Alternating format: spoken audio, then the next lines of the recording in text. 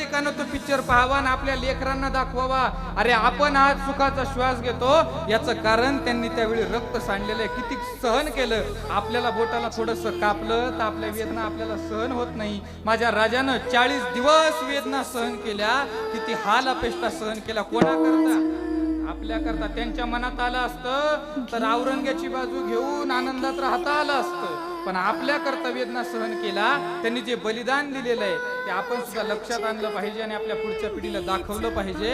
अरे कित्येकानं रक्त सांडलंय राजा आपल्या करता. आज आम्ही स्वातंत्र्यानं जीवन जगतोय. हे उपकार फक्त आणि फक्त छत्रपती शिवाजी महाराजांच्या विसरता कामा नये.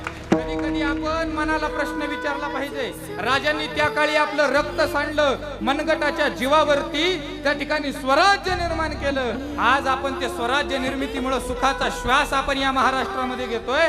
पण हा तोच महाराष्ट्र आहे का ज्या महाराष्ट्रात छत्रपती शिवाजी महाराजांनी कल्याणच्या सुभेदाराची सून तिला बहीण मानून चोळी बांगडी देऊन तिची बोळवण केली होती, तो राजा? आणि त्याच महाराष्ट्रात आम्ही आहोत का ज्या महाराष्ट्रात 3-3 वर्षाच्या मुलीवरती बलात्कार होता? कधी कधी मनाला प्रश्न केला पाहिजे. अरे 8वा प्रकरण बीड जिल्ह्यात तिरमस्ताजोग गावच्या सरपंचांचं, त्यांच्या अंगावरती अशी जागा शिल्लक नव्हती की जिथं वार केलेला नाही. अरे अंगावरती उड्या मारून बरगड्या मोडून त्यांचा मृत्यू झाला, क्रूर हत्या केली. कधीतरी विचार केला पाहिजे की धर्मवीर शंभूराजांना याच्याच करता बलिदान दिलं होतं का आम्ही असं वागलं पाहिजे? आज त्यांना स्वर्गात लाज नाही वाटली पाहिजे की आम्ही या महाराष्ट्राकरता रक्त सांडलं आणि आज हा महाराष्ट्र असा वागतोय? उलट आपल्याकडे पाहून त्यांना स्वाभिमान वाटला पाहिजे.